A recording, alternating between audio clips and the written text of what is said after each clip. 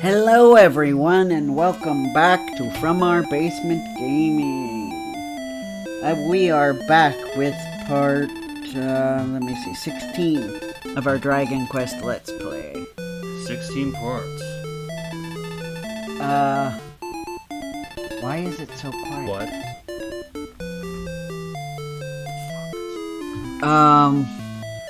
Oh no, it's there, it's just quiet. Oh. Weird, okay. I need to move it closer to me, that's what the problem is, I'm too far away. Move this. I'm looking over and I'm like, my voice is nowhere. There's like no audio thing. Sorry about that. I thought the audio literally wasn't working or that it was down too low, because sometimes it sets itself down too low. Sorry about that, everybody. Yeah. Okay. Yeah, I think we're okay. Go ahead. Yeah, sorry for the delay. But yeah, we're on part 16. And hopefully we'll start moving forward. Yes, and not get killed. It seems like... I know. Oh, and we gotta turn this down. Hold on, I'll turn it down. Almost forgot that part. That should be low enough for now. Yeah. You know, not to be cruel to this game, I know it's one of the first of its kind, but I feel like there's not a very good,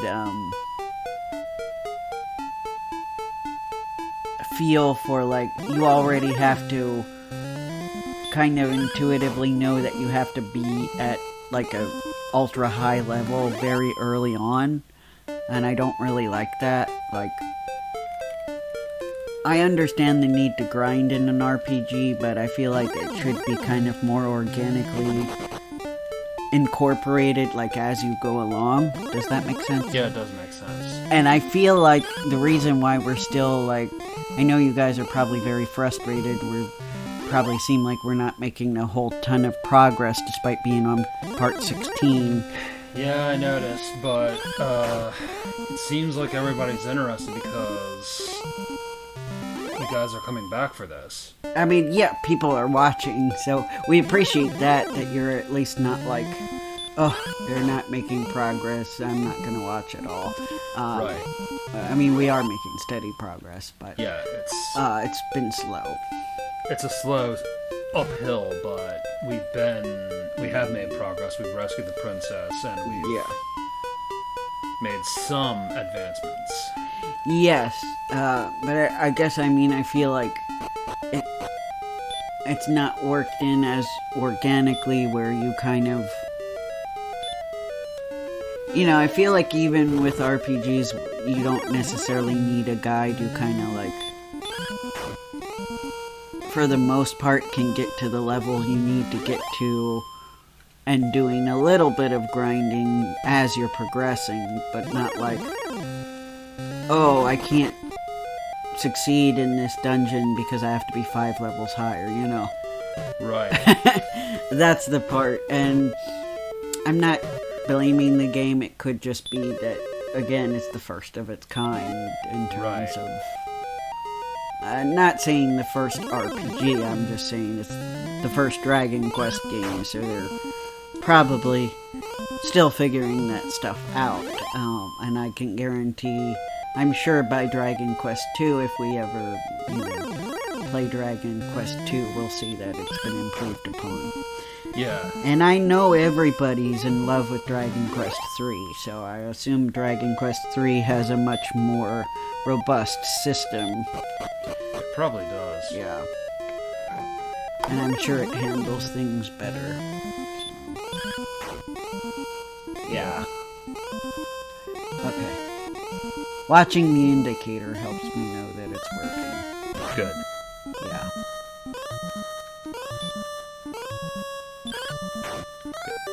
Defeated him. Other than the cicadas outside, it's pretty quiet at the moment. So. Yeah.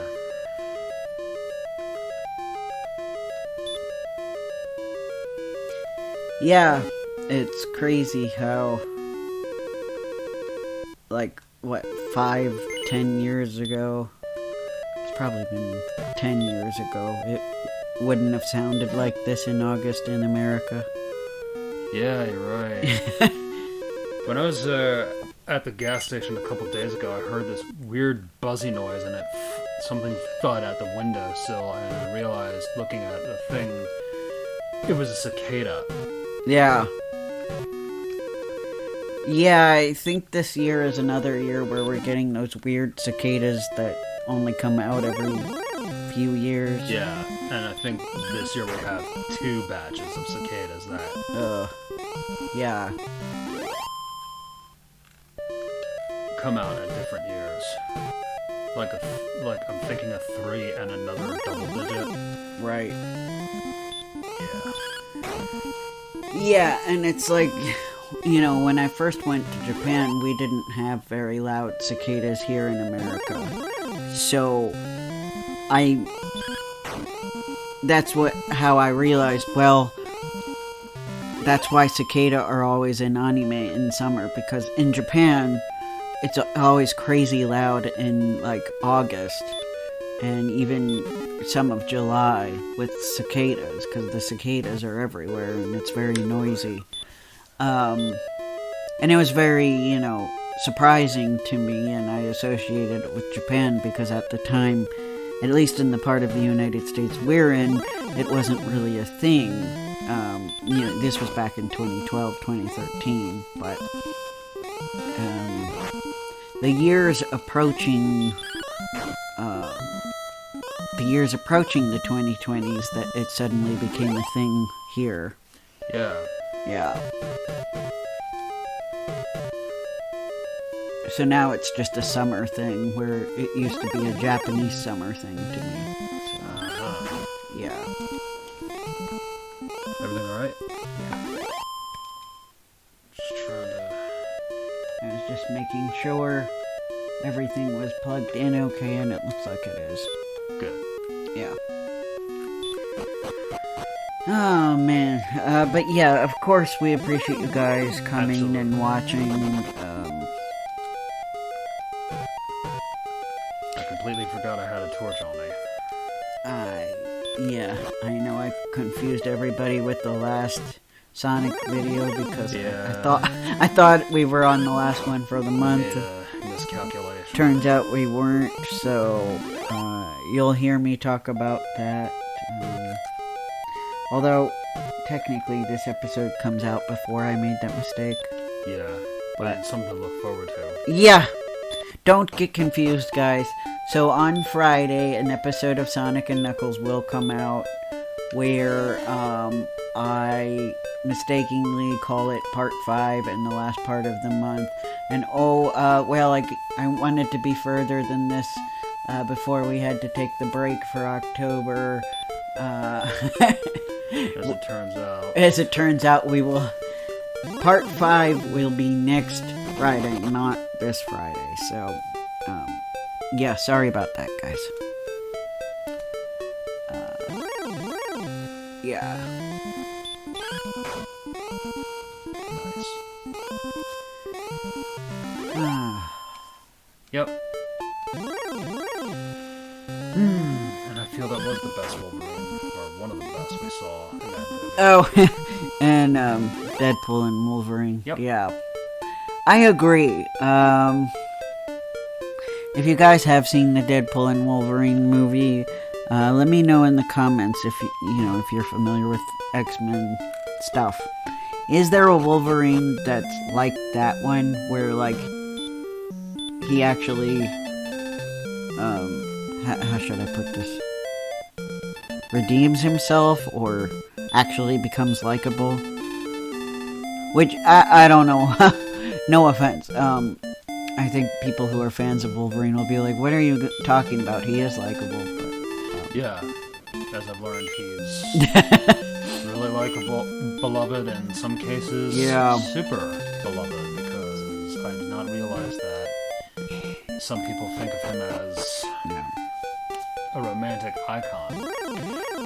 I mean, to be fair to myself, my introduction to Wolverine was the 90s X-Men anime. The actual 90s one. Not the new one that came out that calls itself X-Men 97. Oh, Okay. You're talking about the 90s X-Men cartoon. The 90s, yeah, I just want to make that clear. The actual 90s X-Men cartoon that was on Fox in the 90s was my first exposure to Wolverine. I have not read the X-Men comics. So just to give you guys an idea, that's the Wolverine I know. That's the Wolverine I don't like.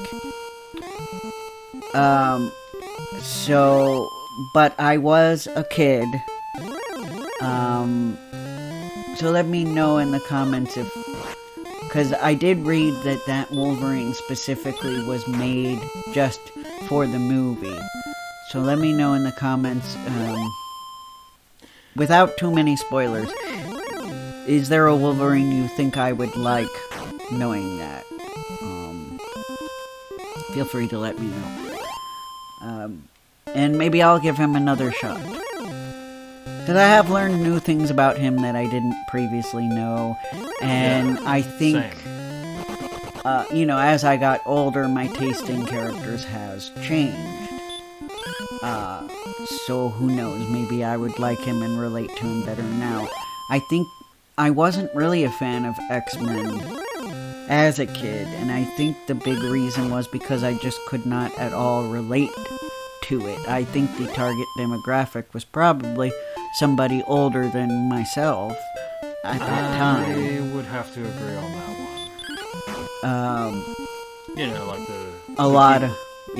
Like the keep running into the guys who say Sonic SatAM was the best cartoon ever, and Adventures of Sonic the Hedgehog was bad, awful when... Yeah, they're like, oh, cringy garbage, yeah. When these people who cry about it were like 13, 14 years old when it came out. And, yeah, I was 3 when both of those shows were out, in the case of Sonic.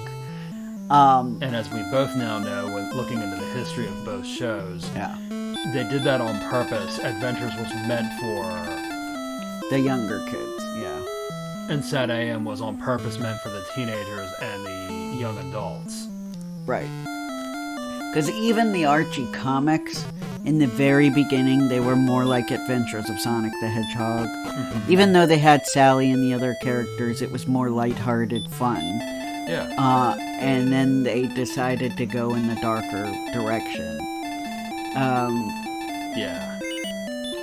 So I feel like a lot of people... I'm just saving. The progress. That's fine. A lot of the people who criticize Adventures of Sonic the Hedgehog and say, oh, it's garbage, either were too old at the time to appreciate it, or didn't see it at all until adulthood, and were like, oh my god, yeah, this is crap. Because,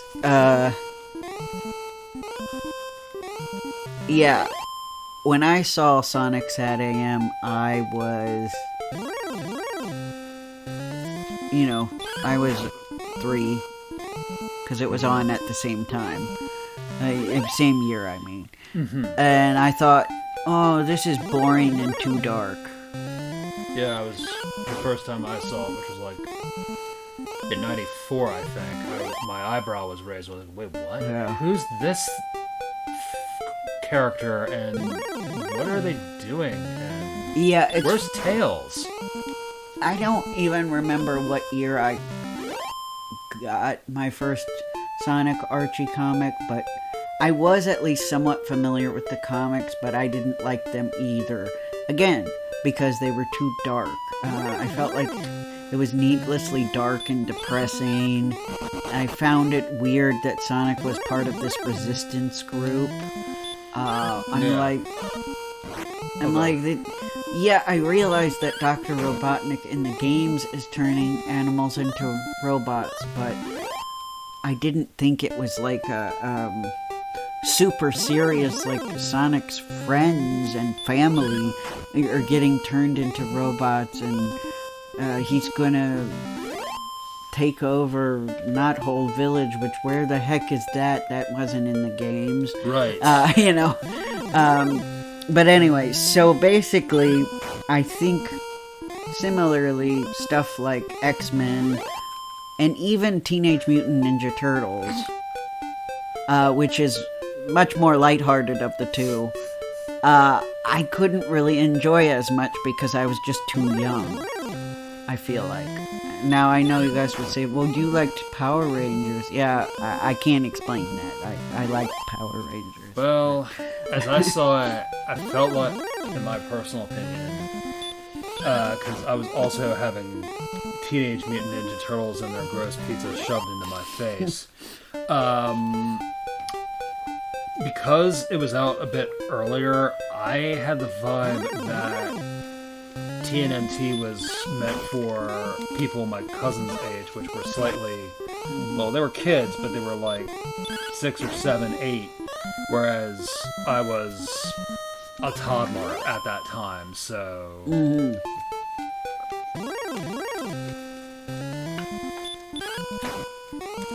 I didn't feel like it was for me.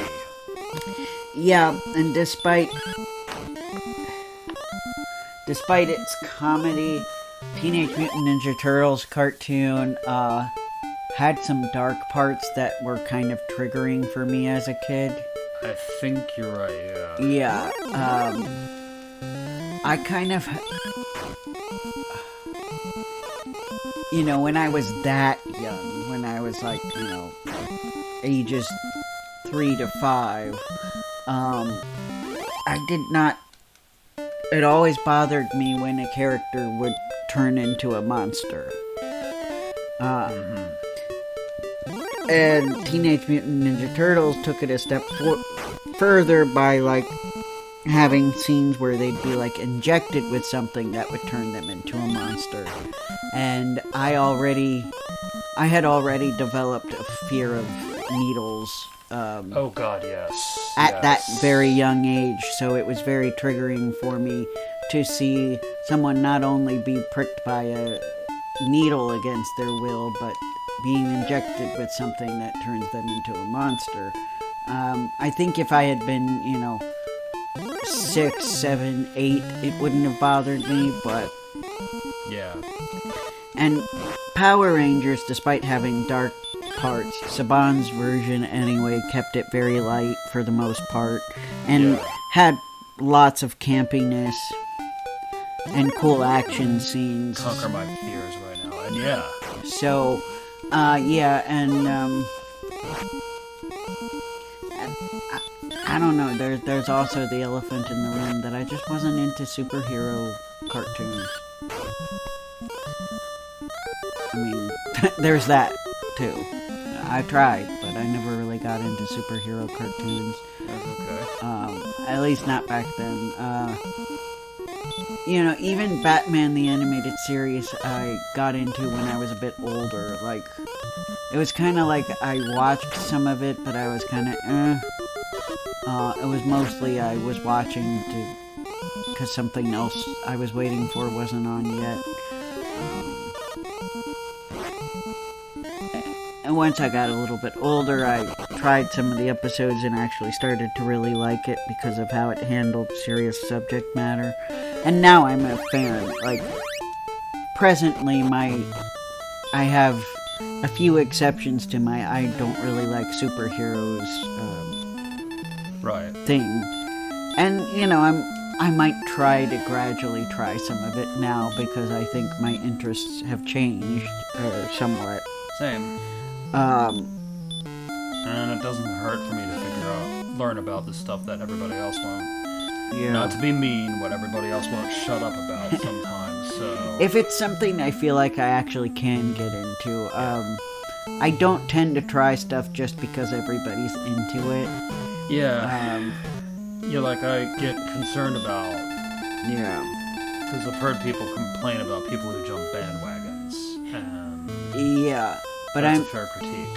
I mean, when people who I know and trust say to me, I think there's something in here that you could get out of it, or I think you might like this, and it's somebody who's known me for a while, and so they know about me and my tastes, and I trusted them, I'm more willing to try it at that point than just somebody I barely know going, you should watch it, it's so awesome, or, somebody who barely knows me saying, like my physical therapist telling me, oh, you should really watch Demon Slayer, and it was like, well, no offense to my physical therapist, but he barely knows me. Yeah. But both he and my personal trainer were like, you should watch Demon Slayer, and I'm like, oh my god. I don't blame you for being miffed at that. Whereas somebody I really trust has actually talked to me about the good and the bad of Demon Slayer, and knowing a more balanced view of it, I could pretty safely say I'm probably not going to get much out of Demon Slayer. Right. So yeah, and then sometimes every once in a while, you just choose to watch something that you're like, I really don't think I will like this, but I might be able to educate myself with this bad thing, or... Same. Or if it's, you have a little bit of, who knows, it might be good. Yeah, my parents tried that with, what was that? 2.5 Men. Yeah, oh, even though I do have a pretty good gauge, for the most part, I do, actually. There have been exceptions, but for the most part, I have a pretty good gauge of what I will and won't like. I know it's harder nowadays, especially like with movies, because trailers have just gotten bad at like showing you what's in the actual movie. They only show the spot that they know you want to see, and it's usually someone sandwiched or they assume deep in the middle of the movie. Or they assumed you wanted to see, exactly. Or sometimes it's not there at all. That's happened too. Oh god, yes. Like, they absolutely either take out the scene or change it, and you're like, what? And they're like, I was just tricked into watching the movie, wasn't I? It's like, yep. Jeez Louise, yes. Or the trailer makes you think... But, we have a classic example of a trailer purposely sabotaging a project with Treasure Planet. Yes! And I am so forever upset about that, because Treasure Planet was a hard sell for me. And the fact that the trailer purposely sabotaged it means I missed out on what was probably a great movie. So I am pretty upset about that, because... You and me both, buddy. It did come out at a time where everybody was obsessed with Treasure Island and were, like, making their own adaptation of Treasure Island. So initially, when I heard about it, I'm like, oh great, Treasure Island in space. I'm trying to remember this. Yes. You don't remember everybody and their brother adapting Treasure Island? It was kind of... There were a few adaptations. Like, I remember Muppet Treasure Island being hyper obsessed with, but... Muppet, Wishbone... Oh, yeah. Now I'm remembering, yeah. There were, like, one-off episodes in cartoons that referenced Treasure Island. It was everywhere. Yeah. Oh, shoot! I missed one. Yeah. The Page Master. Yeah, the Page Master. Yeah, it was everywhere. So, to be fair... Page Master was like 96. I mean, so it did keep constantly popping up. So, it was still fresh in my brain that this... Yeah. So, and then... The commercial was obsessed with showing the worst part of the movie, that being the comic relief. Yes, I do remember that. And so that basically, I'm like, no. So that is an example of an exception to the rule, because they purposely did a bad job at doing that trailer. And I know this came out later. People have talked about it and said, yeah, Disney didn't really want to do this, but the two directors wanted to do it. Because, if I remember my history correctly, they were actually wanting to do it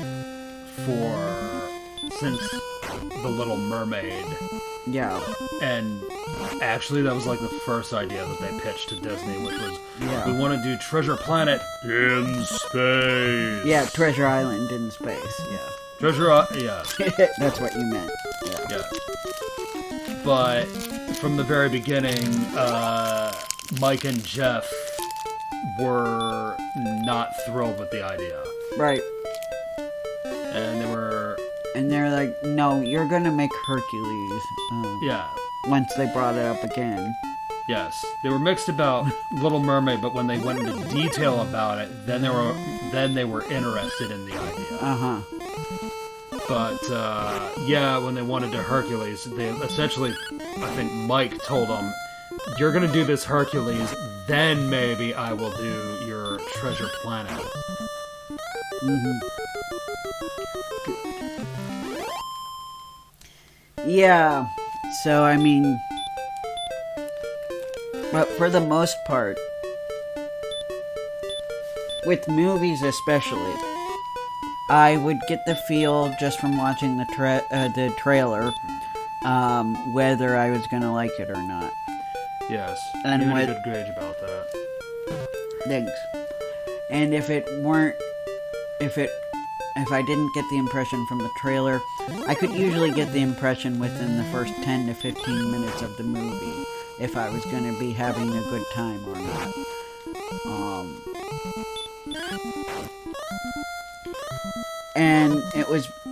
And I know this for a fact because a lot of times with my parents, we would be watching a movie and I would want to duck out after the first 10 or 15 minutes because the movie was just sucking horribly. I was having a really bad time. That's horrible, my man. It's okay. And they would just, be like, no, give it a chance. Watch the movie with us. Watch the whole thing. And I would. I'd give it a genuine chance. And, 9.5 out of 10 times it sucked the whole way through. And I say 0.5 because there are some that get marginally better, but don't really get better. You know what I mean? I do know what you mean. Very well. Now,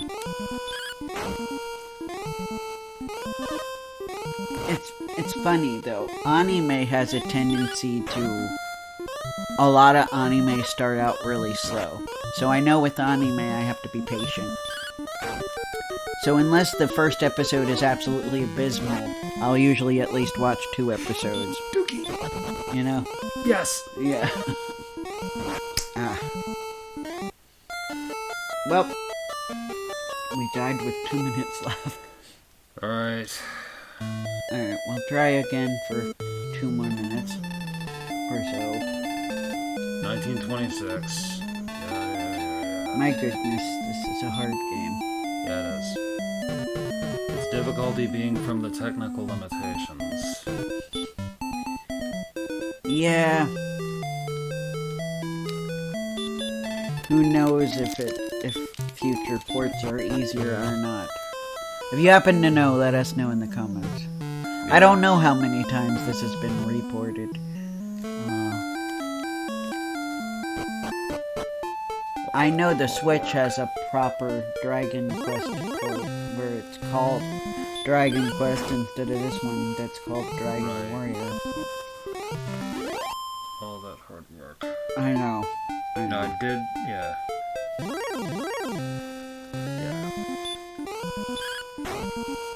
Sorry guys, I'm eating my protein bar.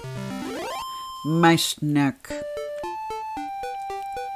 It keeps me functioning.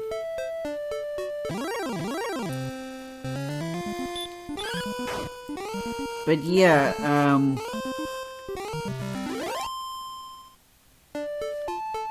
I know occasionally there are shows that completely change, but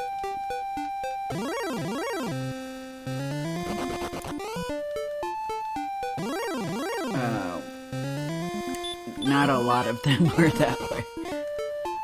It's kind of like you need to like some core things of a show to stay invested in it. And yes, sometimes I have watched bad things on purpose because, like, I will be trying to... it's basically a learning what not to do type of thing.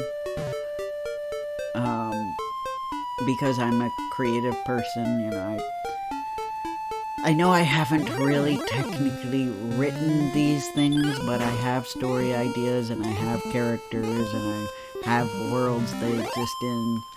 And I think knowing what you enjoy and what you enjoy does right is important, but it's just as important to know what doesn't work. Not only in the stuff you don't like, but in the stuff you do like.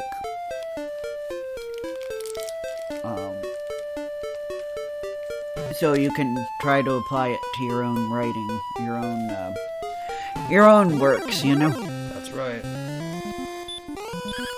And also, I'm a deep thinker. I overanalyze media.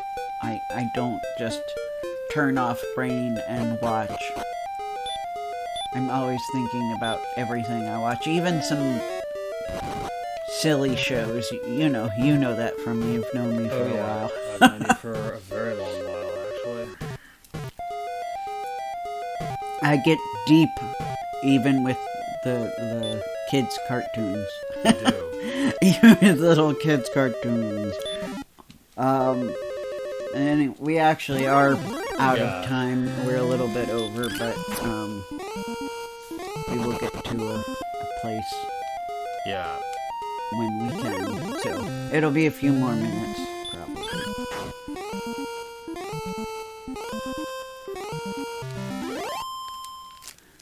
I suppose I can magic myself out of this dungeon. It's up to you, man. Yeah. We appreciate you guys joining us again, as always, and we hope you enjoy the discussions we've been having. Yeah. It's nice to have the ability to zap myself back to the castle. Oh, I know, that's so nice. Yeah. I wish we had that for Final Fantasy. Yeah. Well, I don't know, should we? What? Well, I don't know what to do. Yeah, we can save and quit. Okay. That's what we're doing, right? Right. Is that what you meant? Is that what you asked? Should we? Should we end the episode? Yes. Okay. I thought that's why you worked here. I did. Oh, boy. Just for the TV, not for you guys. Okay. The TV went all snowy. But anyway, guys, we will see you next time. Bye.